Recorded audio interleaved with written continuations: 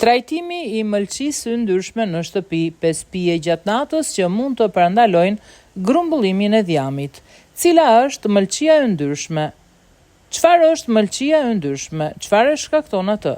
Mëlçia e dhjamosur, e njohur edhe si steatoza hepatike, është një gjendje e rëndë shëndetësore ku dhjami grumbullohet në qelizat e mëlçisë.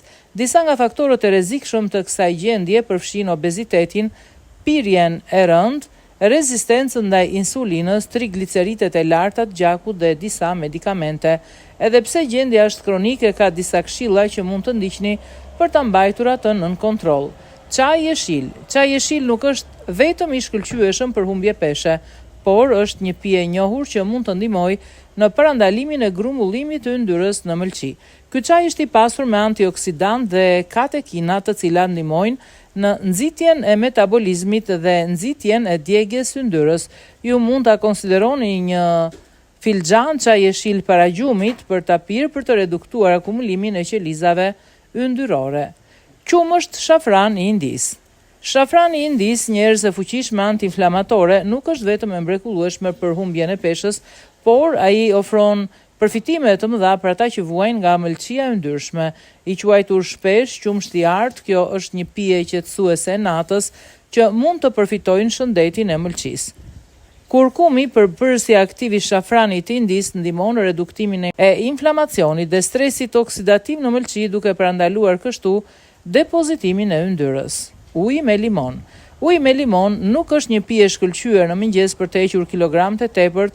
Kjo pije freskuese është hidratuese gjithmonë dhe ofron mbështetje për mëlçin. Limonët janë të pasur me vitaminë C, një antioksidant i fuqishëm që ndihmon në detoksifikimin dhe nxit prodhimin e enzimave të mëlçisë. Mund të konsumoni një gotë me ujë me limon përpara gjumit për të parandaluar dhjamosjen e mëlçisë. Lëngu i panxharit. Lëngu i panxharit është një nga pijet më të mira hidratuese gjatë natës që mund të konsumoni për të kuruar mëlçinë e yndyrshme. Panxhari përmban beta-alain, një përbërës aktiv që ndihmon në reduktimin e stresit oksidativ dhe inflacionit në mëlçi. Ju mund ta konsideroni të pini lëng panxhari në mbrëmje për të ndihmuar në parandalimin e grumbullimit të yndyrës në mëlçi.